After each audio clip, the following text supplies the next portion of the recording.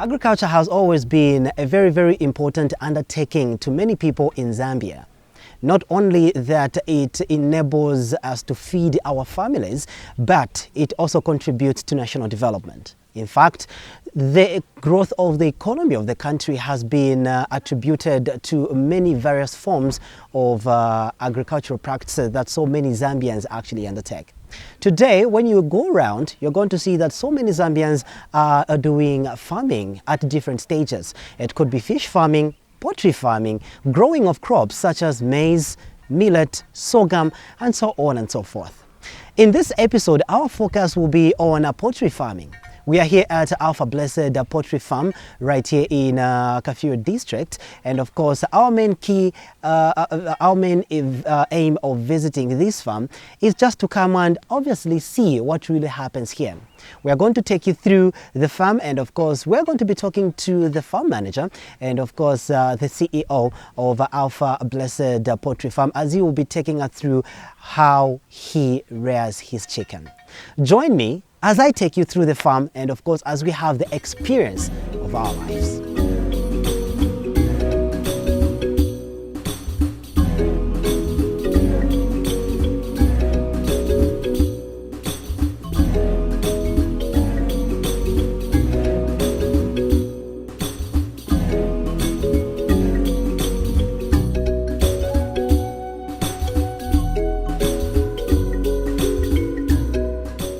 Alright, so ladies and gentlemen, when you go around today, you're going to find that many people, when it comes to poultry farming, their concentration much is on keeping broilers, because in most cases after 6 weeks you already start making your money, you've already started selling and so on and so forth. However, for Mr. Isaac, the CEO of Alpha Blessed Poultry Farm, it's a different story, because he wants to make money using village chickens, nkuku za kumuns. Like, you can just take a look around, you're going to see that almost everything is actually all village. And something peculiar about this farm is that he has got different breeds of these chickens.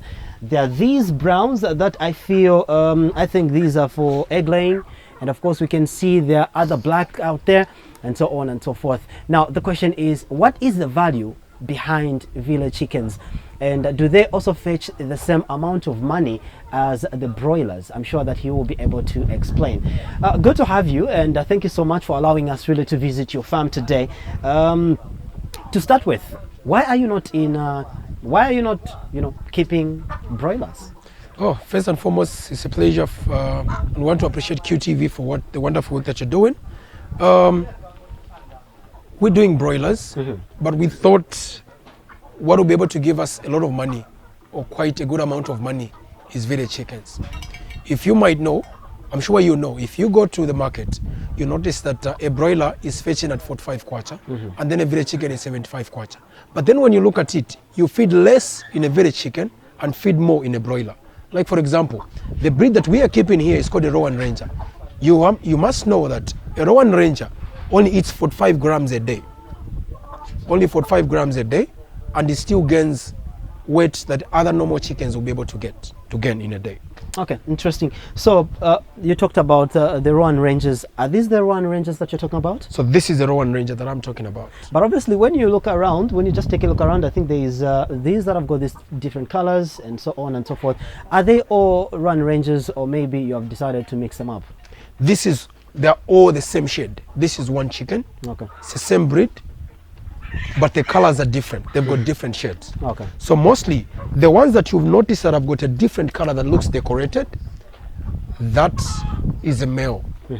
And the female ones only have one color. Okay. We've noticed something about these birds. The ones that look so much attractive are males. Okay. And the ones that which have got one shade, those are just normal. Those are females. Okay, interesting. Okay, so now what are some of the things that or how is the feeding program of the village chickens? It's a normal feeding like any other feeding of even a broiler chicken. It's the same, but one thing that we do, you have to train your birds. When they're young, definitely you feed them maybe as much as you can, because you want them to gain weight. But as they grow, as the chickens grow, you realize that you need to make them, you need to put them on a program where you don't feed them too much, but you have to monitor their feeding. So in this case here, we feed them like 3 times a day. One of the key features of obviously poultry farming is apart from a tentative feeding program, the other one has to do with medication. And I believe that when you're keeping broilers, there is 2 weeks you give them Gumboro drug. At a certain stage you give them Newcastle drug. How about the village chickens? Do you also have that kind of a tentative program, Yodspasa Mankwala, so that you prevent them from attracting infections? Definitely we do that. We have to give them Gumboro, just like broiler chickens. Okay. We have to give them Newcastle, which is Lasota, just like normal chickens. But then after, when they've grown, like at this age, at 8 weeks old, you need to make sure that you would have vaccinated them with fowl pox. Okay. The one that we inject in the wing. Okay. So you have to make sure that they're injected. Then after that, every 3 months, you repeat the dose. You have to repeat the dose of Newcastle every 3 months. Okay. So now, when you look at this, how Yes. is the level of the immune system as compared to broilers, for example? Broiler chickens, if you let the broiler chickens move around the way these ones are moving, broiler chickens, it's actually the weakest bird. It's the weakest, if I would say. But then these ones, they're more like scavengers. They just want their time around, like outside. So one of the things that happen, even a broiler, if you let a broiler adapt to the normal environment, the outside environment, it gets stronger in terms of immune system. So one of the things that we've done is to use natural herbs. So we give them aloe vera to them, so we don't focus so much on chemicals, because chemicals, sometimes we've noticed, they weaken their immune system. And these are natural birds that are supposed to be fed with natural foods. So we prefer using herbs like aloe vera. Okay. Yes, sir. Interesting. Okay, so what is the purpose of using aloe vera, which is commonly known as Tembusha. Tembusha, exactly. What is the main purpose of giving them Tembusha? And at what stage do you usually introduce Tembusha to the village chickens? You can introduce Tembusha to the village chickens as early as 3 weeks or 2 weeks if you want. Basically, it's an antibiotic. Tembusha is an antibiotic that just strengthens the immune system of a bird. So it will reduce on your mortality. It also just makes sure that the chicken is boosted. We also make sure that we give them moringa. Moringa is an immune booster, and it also just boosts the chickens. So the immune system is actually naturally maintained by these herbs. So at this stage where they are, for example, when I take a look at this one, Yes, sir. if I was to expect it to start laying eggs, how long is it already laying eggs, or maybe doesn't it started? These where they are babies. We expected that they'll start laying eggs earlier. We thought they'll start laying eggs by 7 months or so, but they haven't. But pretty much sure 3 months from now, they'll start laying eggs. Some of them are babies, some of them I think are 4 months old, but most of the bigger ones that you see around, most of the bigger ones are somewhere like 6 months, 7 months. So they'll be start laying eggs in 3 months' time. That we are sure about. So are these just kept for egg laying purposes, or maybe they can as well be kept for meat purposes to be eaten or something like that? This is the reason why a lot of people take village chicken rearing as profitable, is because one, you can keep a village chicken for meat purposes, or for egg purposes, or for both, for brooding. So the plan that we have on these ones is to make sure that we get our eggs, put them in incubator and produce their own chicks. That is our plan. That is our main goal. But we can keep them both for meat. You can keep them for meat, can keep them for egg purposes. If you want to just keep them for eggs, you withdraw the females. You withdraw the males, I mean. Then they'll just lay eggs that you are just able to eat. So if you have the females, if you have the males around, they lay eggs that are fertilized. Okay. Yes, sir. All right, so ladies and gentlemen, we are still at Alpha Blessed Poultry Farm, and of course today we're looking at keeping village chicken for profit. Exactly, keeping village chickens to make money, keeping village chickens to eat as well. And of course, Mr. Isaac, the CEO of the farm, explaining what it takes really to raise healthy and of course profitable village chickens at your farm. So if you've got a farm and of course you've been thinking about rearing chickens, you might as well want to venture into, you know, village chicken rearing as well. It'll give you a pretty good amount of money, because at the end of the day, you're not just keeping them to for egg laying purposes, but obviously you might as well keep them to provide meat for you. Okay, so now Mr. Isaac, help me understand something. When it comes to feeding this, how much feed do they need to grow faster to the point of you know, reaching at a stage where they need to start laying eggs? So when we're keeping village chickens, there are two types of feeds initially that we give. Let me say three types of feeds. When the chicks come in, when a village chicken has hatched, like a day old, you need to give them the normal broiler starter. Okay. The normal broiler starter for the first 2 weeks for it to grow, because they've got that normal broiler feed starter is so much rich for them, so that they're just able to grow and have their stamina. They're just able to be stable. You have a stable bed, like a broiler. Then after that, just after 2 weeks, you stop giving them the starter. Then you go to what we call village chicken feed, but for non-layers. So you feed them non-layers. Then after 3 months onwards, you start giving them the one which will literally now develop them to them start laying. Okay. So there are two types of feed formulas. There's the other one where we just go into the one which is 3 months onwards, then they'll start laying. Then there's another one which you feed them the non-layers for a period of time. Then immediately if the chicken has to start laying maybe at 5-7 months, by 5 months you introduce the one that will begin to develop them to start to a point where they get laying eggs. And this one, the advantage of a village chicken, for you a broiler, if you keep a broiler and I kept a village chicken, you notice that in a day you feed a broiler which is about roughly, let's say 120 grams. But for a village chicken, this type, it will only eat 45 grams. So where you are feeding one broiler, I'm feeding something like 3 village chickens.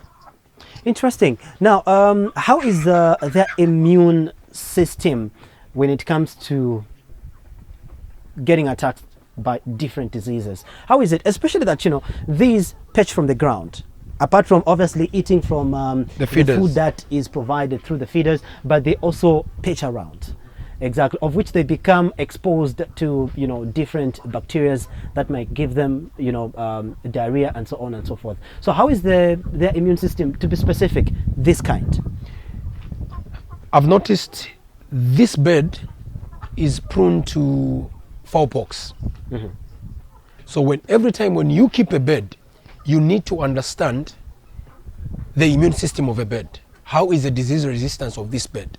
The different types of breed. So you need to specifically understand a bed and what actually defeats it more. So what we noticed bringing this up was that we noticed that we had they are so weak when it comes to foulpox. So if you are keeping this type of village chicken, you need to make sure that you vaccinate them earlier. When foulpox comes, they're able to fight that disease. So any village chicken, they've got a specific disease that actually affects them more. So if you know that it's, for example, it's Newcastle, make sure that you're vaccinating them every 3 months, giving them Newcastle vaccine, then you won't have any problem. For these ones, we notice that foulpox really does them bad. Interesting. So now, what kind of medication do you use to prevent them from, you know, being attacked by foulpox and of course any other bacteria-related infection? One of the medicine that we use to just make sure that they're free from that disease, the first thing that you need to do out there is you need to understand, vaccinate the bed with the medicine which is actually even called foulpox. Okay. So you give them the vaccine. It's just, you have to stab them in the wing. It's like an injection that you give. So you stab them in the wing, and apart from that, there might be someone probably in a village and they say, but now our chickens are growing well and we don't even vaccinate them. Yes, as these chickens grow and pick around, there are some plants that they eat that are medicinal to them. There are plants that they eat that are medicinal to them, that they help their immune system. So one of the things that you do at the farm and you're keeping such kind of village chickens, you don't have access to buying this vaccine. Get the normal aloe vera, grind it, probably pound it or something, put in the water and give them. The normal leaves of moringa, it also helps to just prevent the same disease. I've observed that, there are some chickens, younger though, that are losing, their feathers. I think I might give you an example of just this one here. Exactly. It's lost a bit of some feathers here. Why do they do that? Is that the sign that perhaps they're under attack? They have got an infection of some sort? Actually, there are two reasons. Sometimes it might be an infection. In most cases, it's not really an infection. In most cases, it's just something that happens naturally with chickens. That process is called molting. So molting is a process where birds begin to lose their feathers to grow back the new ones. So here's what happens: if you have a chicken laying, and if you have a chicken which was laying eggs, if it has gone on molting, it will reduce the number of eggs which is going to be laying. Sometimes it will stop laying. If it stops laying, it uses a lot of protein to grow back the feathers. Hence, it will not produce the eggs, because it also needs the same protein to produce the eggs. So it will grow the feathers, and then after growing back the feathers, that's when the chicken will start laying again. Okay. So this is just a normal process. It's called molting. I'm more interested as well in knowing some of the signs and symptoms of the pox that you talked about earlier. How can you tell that your chickens have been affected by chicken pox or by any other infection, especially this type of a village chicken? How can you tell that my chickens are not well? So for fowl pox, you'll notice that this thing on top of a chicken looks blackish. Sometimes you'll notice that there are even sores on this thing. Then I think you'll be able to see in one of the pictures that this thing is not okay. All these birds are okay. They don't have fowl pox. Mm-hmm. But if you had a chicken that had fowl pox, I think you've noticed, you see that there's this thing, they've got sores on this thing. Even on the other thing that comes down there, you'll notice that they've got sores on there. So that's the sign of fowl pox. So the main carrier of fowl pox, the main thing that you need to do at the farm, deal with mosquitoes. So because if you don't deal with mosquitoes, if one chicken has got fowl pox and the mosquito happens to bite, the mosquito will get the fowl pox from this chicken, takes it to the other chicken through the bite. So you need to make sure that as you are working out balancing up make sure that the chicken is free from fowl pox, work on mosquitoes as well. All right, so ladies and gentlemen, now we're going to take you around the farm and of course just show you exactly how the chickens behave, especially when they have just been released to an open ground, and of course they are now expecting food. There's a lot of activities that really go on when it comes to the village chickens. It's pretty different from the broilers. In most cases, the broilers are and they don't really move much, but for the village chickens, well, they usually move. And something that I've also noticed is like, they create some sort of a bond between themselves and of course their caretakers, because the moment they see the caretaker coming into their yard, they'll start following the caretaker, knowing the fact that perhaps this is food time. Now, apart from this kind of the village chickens, I think on the other side I've noticed that there is also a different breed. What kind of breeds do we have on the other side? On the other side we've got the black Astropes, and we also have the normal indigenous breed. We also have the giant Brahmas. We also have the buff Uppingtons, the ones that we just showed on the picture, I think on the previous episode that we did. And basically our target is to have about 50 different types of breeds just within the farm. Can we also go right there? Sure.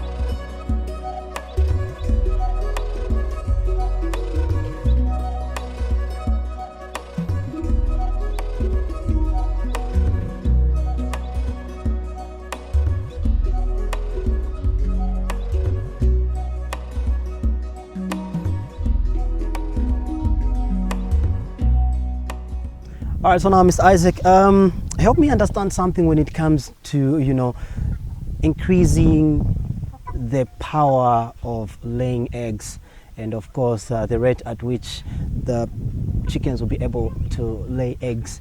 In case ufuna kuti nkuku zako ziambe kuikila ma eggs very fast, does it matter the size of the chickens that you have gotten? For example, ichinchikulu and this one is bigger as well. So is tikasifaka pamoja pauti ambo kuikila ma egg panga pitentao bwanche. Okay. So in the first place, what I would love people to know out there is that nkuku imaikila ma eggs whether pali imuna or ikazi. A chicken will still lay eggs. But then if you want to have eggs that are fertilized, you need to make sure that you choose a very good cock. So nkuku nangu nizikazi zekazeka. At the end of the day, zikafika pali ja level yikila ma egg. Zima ikila ma egg na nkulibe kombo yali. Na nkulibe kombo yali onse nkuku zima ikila ma eggs. It's a must. Okay. Because eggs are just formed inside them. But then for those eggs to produce the baby, this is where this guy comes in. Okay. To fertilize the eggs. And the ratio, when you want to balance up the chickens, the ratio is 8-1 or 10-1. So you have to have 10 females and 1 male. So this guy is that powerful. So now, so how old is this one? This one is going to 7 months now. 7 months. Yes. Oh, okay. So, and the female? The same age. The same age. Yes. Oh, okay. So when they reach at the level where kwasachepe pangono kudizambe kuikila ma eggs, how is the food supply supposed to be? Specifically for this one, you need to make sure that you watch the level of protein that goes, the intake of protein. It doesn't have to take a lot of protein in it. If it takes a lot of protein, it will then reduce. It will reduce or not lay eggs. The protein has to be limited. You see, when we be talking about feed, they have to be given specifically the specific feed which is called for layers or for laying, not feed for laying for the one they give the chickens for layers. No, a lot of people have noticed give them feed for layers. They're not supposed to do that. That is wrong. You are supposed to give them laying feed for village chickens. There's feed that we make for laying feed for the village chickens, and that enables them to quicken up the process of laying eggs. And to just make sure that you have proper good quality eggs, add moringa in the feed, and you're good. So generally, nkuku, like so many didi, imafuni kuikila maegi angati per day? Production ya egg, it takes 26 hours for the egg to be formed inside the chicken. So you'll notice that if a chicken lays an egg today at 14 hours, it's very much possible that 26 hours from the time that it has laid, it will almost lay the same time again. Because nepa gonna 26 hours. So at least one egg a day. One egg a day. Yes. Okay. One egg a day. So you go like, if it's 26 hours, why 1 egg a day?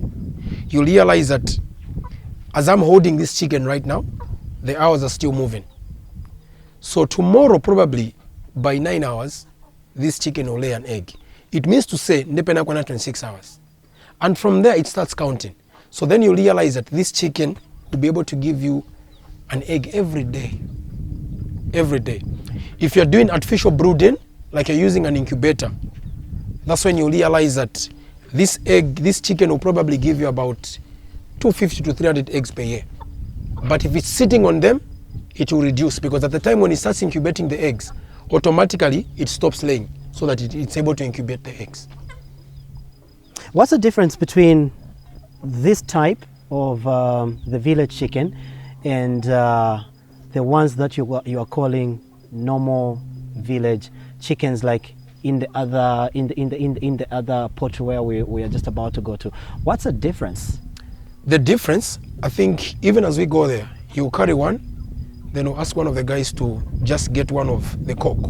You'll notice our indigenous breed, they've reduced in size because of too much inbreeding. Okay. Because of too much inbreeding. So here is a cock. Here is a cock. has babies with this one, has chicks with this one. Then this one grows. This same father begins to sleep with the chicks. So they are reducing the size of a bed because you are doing inbreeding. Okay. And that is what has happened to our normal indigenous village chickens that we have. So the difference with these pure breeds that have not been crossbreeded with anything else is the size. But the ones that we have, the normal ones that we have in Zambia, or just that we have in Africa as general, is that a lot of them have been crossbreeded. Hence the size is small. And the more you crossbreed, the more you weaken the immune system. All right, let's check out the other ones.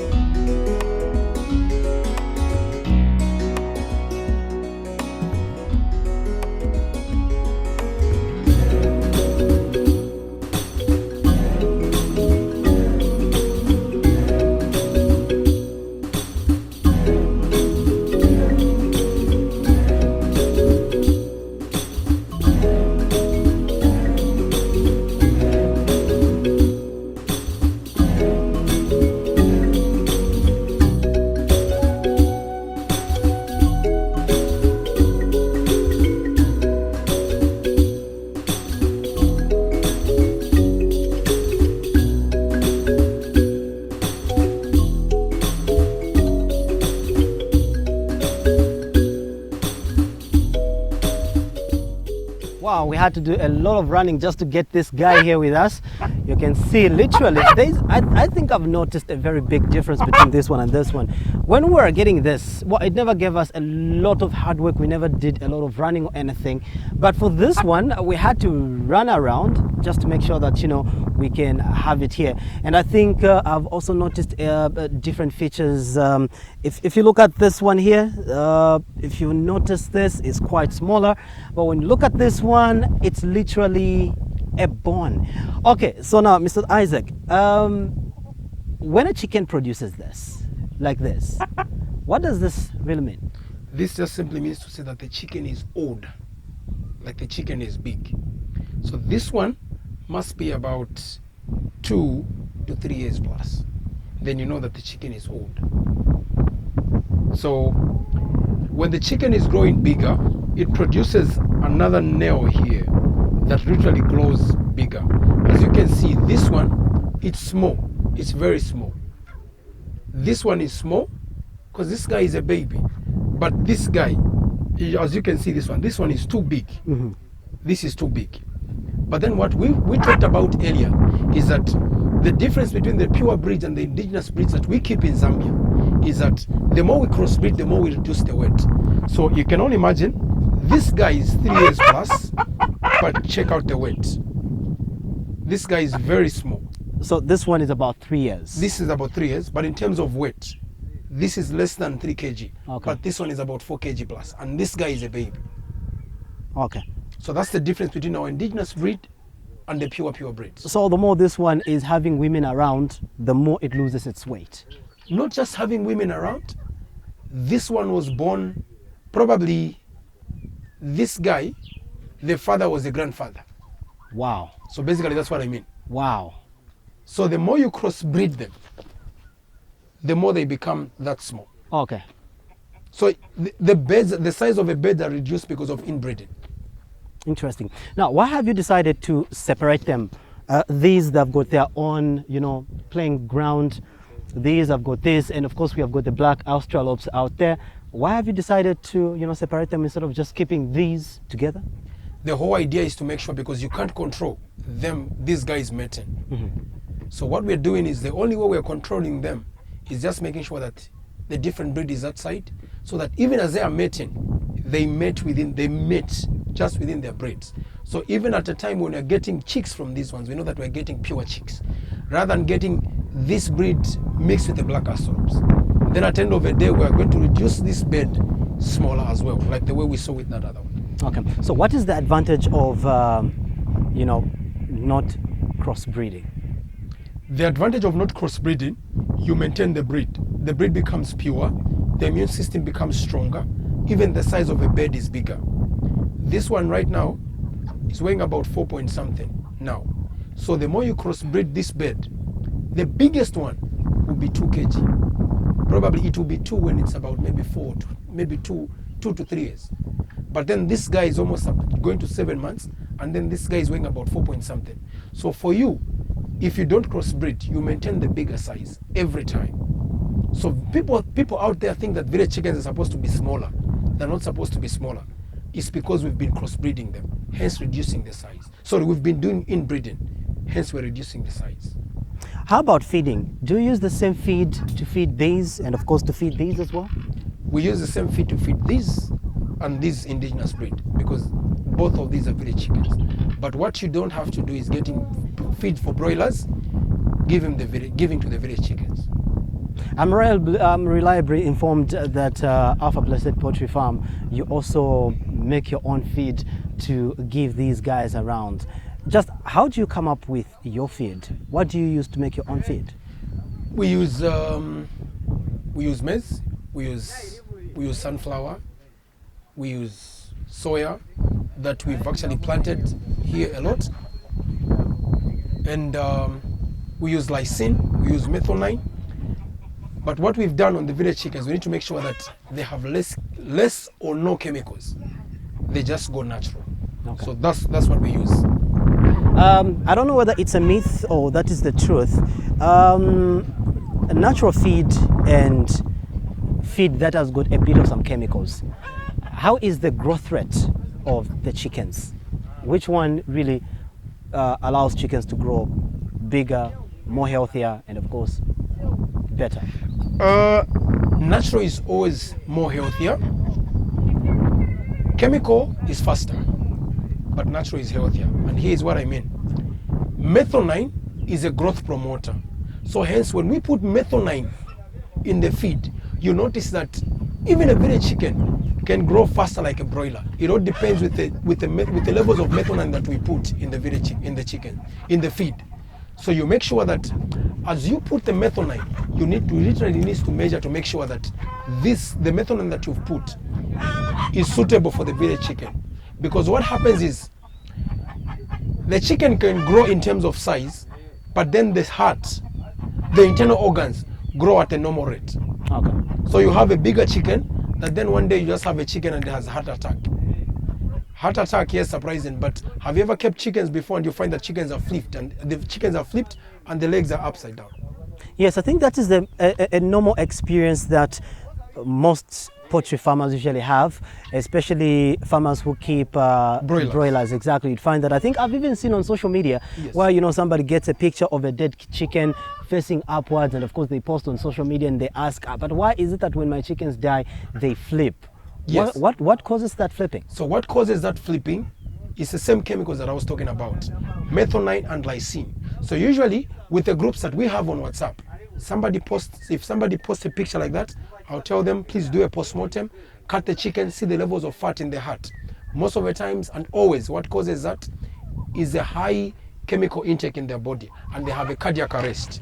So their heart just stops and they flip. So for the village chicken, make sure that they're free from chemicals as possible. Okay, interesting. So when you are making feed for the chickens, you've talked about some of the materials that you use, maize brands. Sometimes you use gaga, then you mix with soya beans and so on and so forth. Do you do it right here at the farm, or maybe there's somewhere where you do the production of the feed? We do it right here at the farm. That's where we make the feed. So basically, what we've done is we have a specific room where we make feed from. So we just organize. It's just a normal flow, and we need to make sure that just right there, put all the components of feeds that we need, mix. And it's very important that as a farmer out there, have a place where you're just able to have your feed. Just have a place where you just mix your own feed and keep your feed in there, just to make sure that it's healthy. Is it possible that we can take a look at where you usually make your feed from? Yes, sure. It's interesting.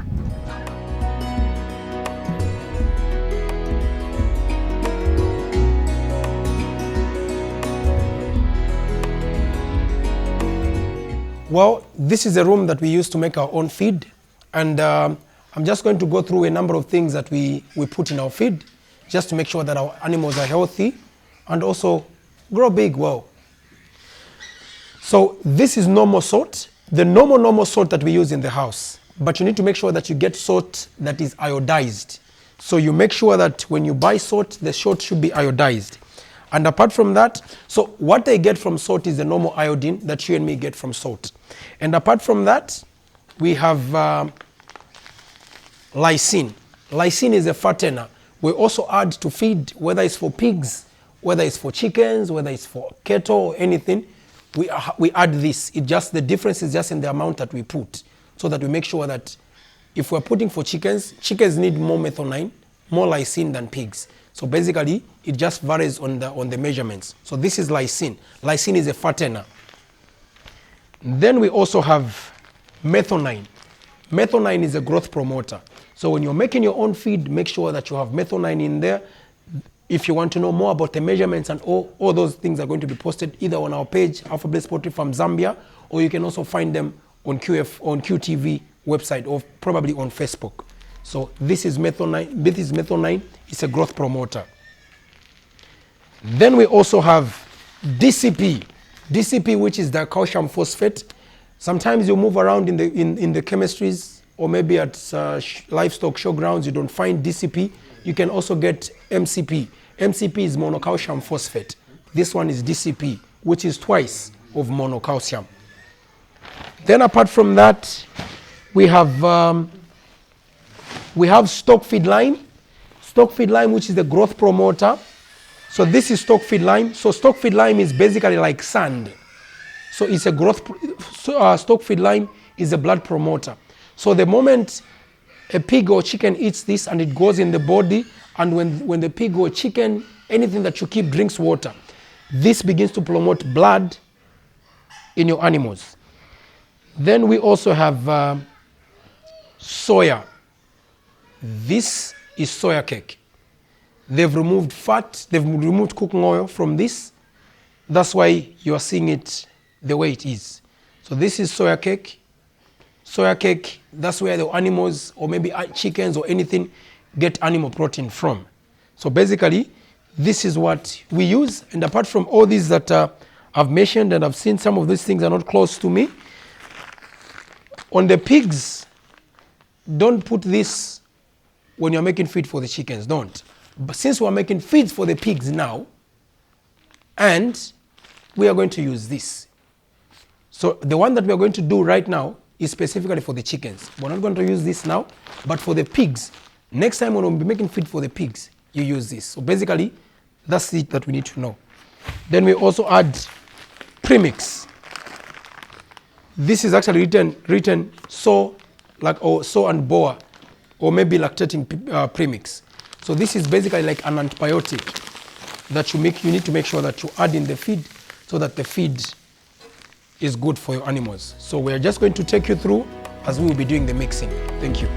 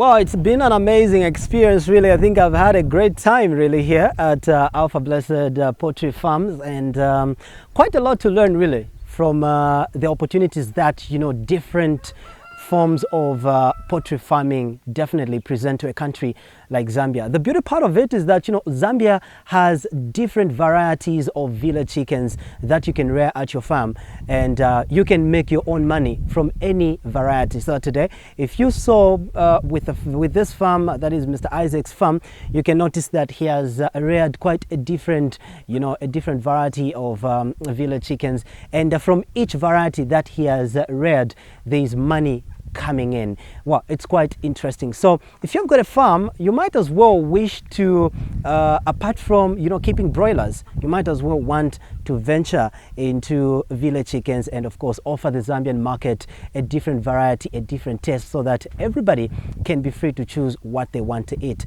One thing is for sure, chicken business will always have a market regardless of how many farmers are definitely keeping chickens. Well, it's been an amazing day, but we have to close, and of course make sure that you join us next time as we premiere a different opportunity that has been created here in Zambia, and it could be pig farming, it could be fish farming, and so on and so forth. To every farmer out there, you're doing an amazing job. Thank you so much for opening up all different opportunities to make money, and of course thank you so much for educating everybody out there so that they can see an opportunity that lies in agriculture. I've been your host, Nelson Zulu. Until then, it's bye-bye and God bless.